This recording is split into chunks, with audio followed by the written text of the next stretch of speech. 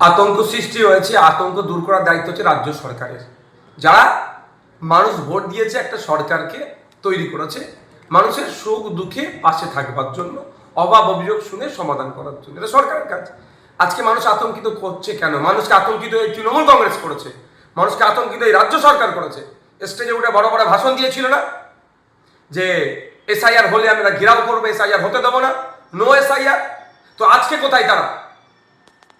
পরশুদিন এসআইআর হওয়ার জন্য প্রেস কনফারেন্স হলো ওয়েস্ট বেঙ্গলের জন্য, আর গতকালকে গিয়ে ইলেকশন কমিশনের ওয়েস্ট বেঙ্গল পার্টির যিনি সিইও আছে তার সাথে চা খাচ্ছে।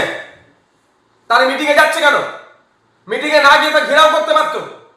মানুষকে সবসময় এরা বোকা বানায়। আমি সাধারণ মানুষের উদ্দেশ্যে বলবো, এই তৃণমূলের কথা শুনে কেউ ভয় পাবেন না, আতঙ্কিত হবেন না, আর এই তৃণমূলের কথা শুনে কেউ উত্তেজিত হবেন না। আপনার বাড়িতে পেপার আছে, নামের বানান ভুল আছে, হয়তো সে বানান ভুল এই সরকারি করে রেখেছে। এই সরকারি কর্মচারীরা আপনার নামের বানান ভুল করেছে, দোষ সরকারের ঘাড়ে নিতে হবে।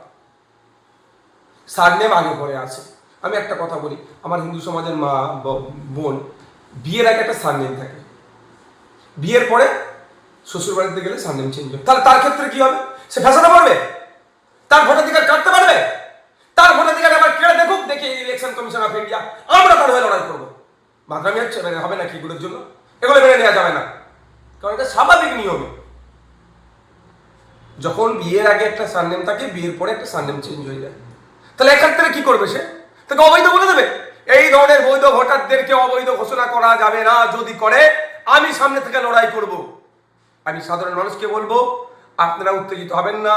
যে বুথ লেভেল অফিসার আসবে, এখানে হয়তো চিটিংবাজ অফিসার ঢুকিয়ে দিতে পারে, এখানে হয়তো অফিসারের নাম করে তৃণমূলের লোক ঢুকিয়ে দিতে পারে। কারণ যে 90,000 অফিসার দেওয়া হচ্ছে, সেই 90,000-ই রাজ্য সরকার প্রোভাইড করছে। লোকসভা বিধানসভা নির্বাচনে 2021-এর পরে ফেক ডিএসপি ধরা পড়েছিল আমাদের হুগলি চন্দ্রনগরে। তো এই ডিএসপিটাকে কে ঢুকিয়েছিল? খোঁজ নিয়ে দেখা যাবে। তো এখন যে অফিসার আসবে আপনাদের বুথে, সেই অফিসারের কি করবেন? নাম, ফোন নাম্বার, ছবি, সে কোন ডিপার্টমেন্টে চাকরি করে তার আইডি কার্ডের ছবি নেবেন, আর তাকে যে কাজ করতে দেওয়া হয়েছে তার প্রমাণপত্রটাও নেবেন, তারপরে তার কাগজে করবেন। কিন্তু তার সাথে কেউ খারাপ আচরণ করবেন না। কোনো তৃণমূলের নেতাই বা কারো নেতার কথা শুনে উত্তেজিত হবেন না, অনুরোধ করছে। আপনার কাগজটা জমা দেবেন, জমা দিয়ে রিসিভ নেবেন, ছবি তুলে রাখবেন, ওরা সাবমিট হবে, পাবলিশ হবে। যদি লিস্টে দেখেছেন আপনার নাম ইচ্ছাকৃতভাবে বা ডকুমেন্টসের ভুল ভ্রান্তির জন্য বাতিল হয়েছে, সেই জন্য আবার ইলেকশন কমিশন আপনাকে সময় দিচ্ছে, অভিযোগের সময় দিচ্ছে, আবার ফিজিক্যালি অ্যাপিয়ার হওয়ারও সুযোগ দেখতে পেলাম আছে। সুতরাং আতঙ্কিত হওয়ার জায়গা নেই। এরপরেও যদি মনে হয় আপনি বৈধ ভোটার, আপনাকে অবৈধ ঘোষণা করা হয়েছে, আপনার কাছে বৈধ কাগজপত্র থাকার পরেও আমরা আছি, ইন্ডিয়ান সেকুলার ফ্রন্ট আছে, আইএসএফ আছে, আপনাদের জন্য আইনি লড়াই লড়বো।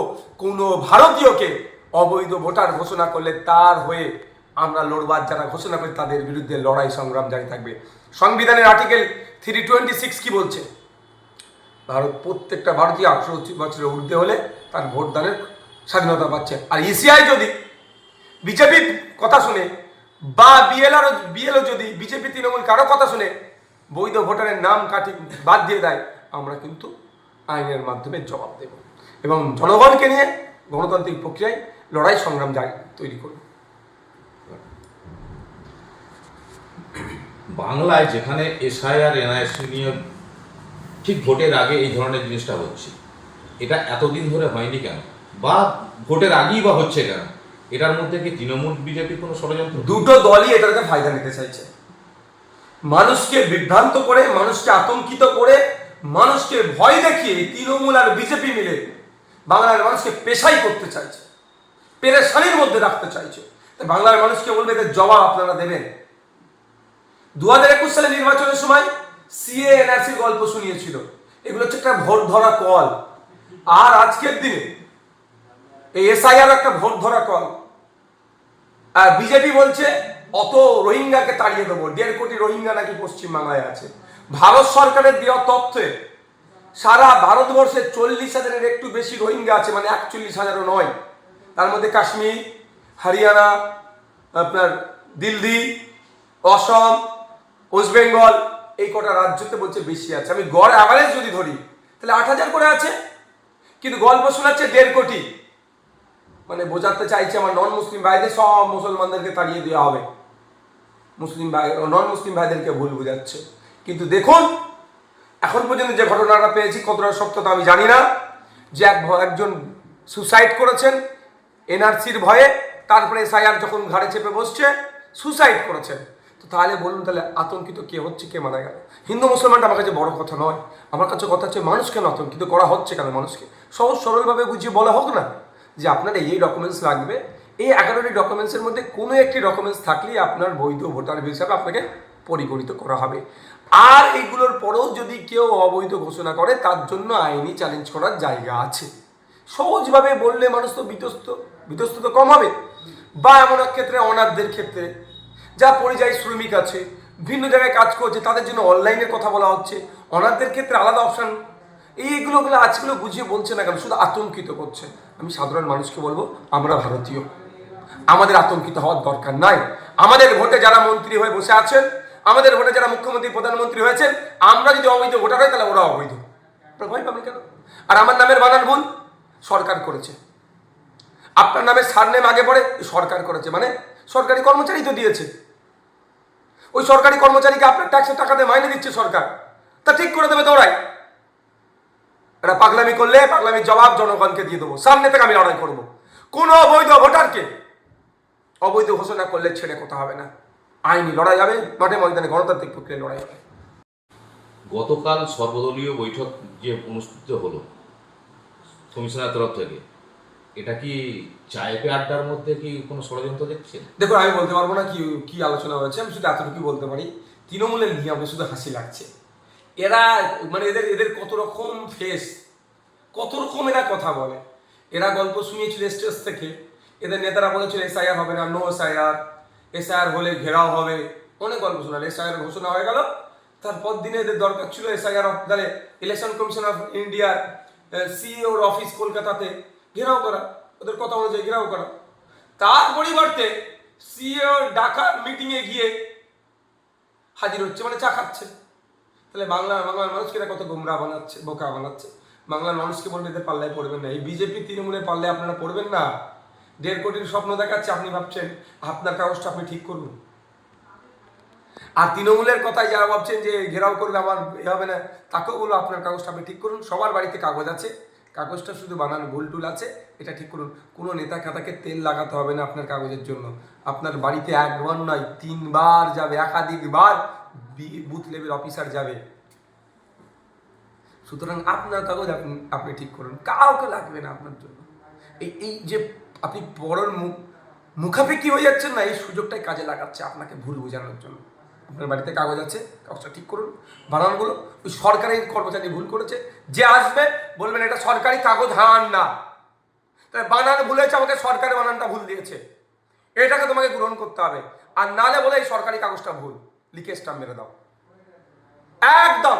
তবে হ্যাঁ বৈধ ভদ্রভাবে কথা বলবেন, শান্তভাবে কথা বলবেন, আর এই যেগুলো হবে প্রয়োজনীয়গুলো রেকর্ড করবেন। মুর্শিদাবাদে যে 4 জন বাংলাদেশিকে ধরা পড়েছে, এই বিষয়টা নিয়ে আমি কিভাবে দেখছি? প্রচুর ধরা পড়ছে তো, মুর্শিদাবাদে ধরা পড়ছে, মালদাতে ধরা পড়ছে, আপনার কি বলে হরিয়ানাতে ধরা পড়ছে, গুজরাটে ধরা পড়ছে, দিল্লিতে ধরা পড়ছে, জম্মু কাশ্মীরে ধরা পড়ছে, রাজস্থানে ধরা পড়ছে। ভারতবর্ষের সব থেকে বেশি ঘুষপেটিয়া যে রাজ্য আছে তার নাম হচ্ছে গুজরাট। গুজরাট। কিন্তু আসছে কিভাবে?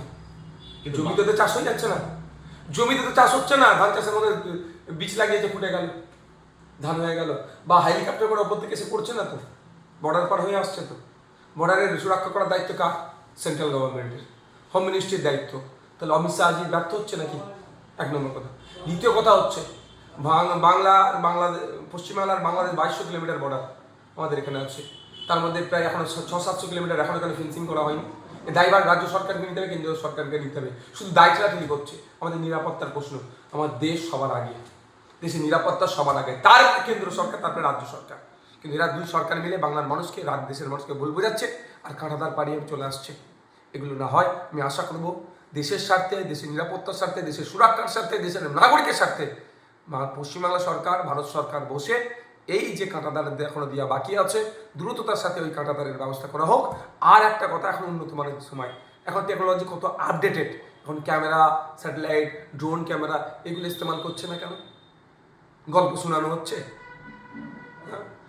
আমাদের শুধু স্ক্যান করছে, সারা বডি স্ক্যান করে নিচ্ছে, আমাদের আঙুলের ছাপ, হ্যান ত্যান, চোখের রেটিনা, আমরা ভারতীয়, আমাদের সব নিয়ে নিচ্ছে।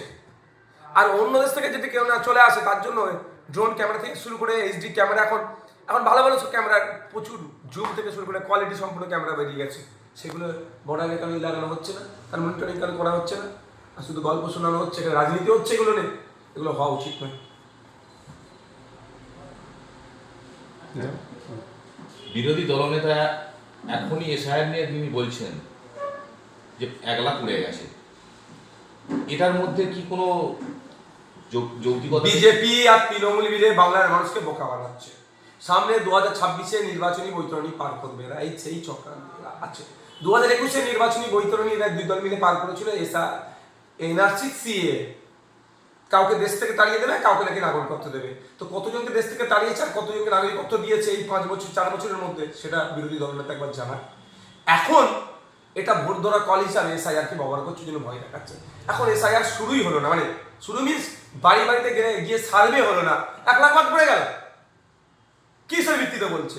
আর এই কথার বিরুদ্ধে না election commission of India Suvendu বাবুর বিরুদ্ধে অ্যাকশন নিচ্ছে, না রাজ্য সরকার বলিষ্ঠ কণ্ঠে এই শুভেন্দু অধিকারীর এই কথাকে প্রত্যাখ্যান করছে বা এটাকে চ্যালেঞ্জ করছে। কেন করছে না?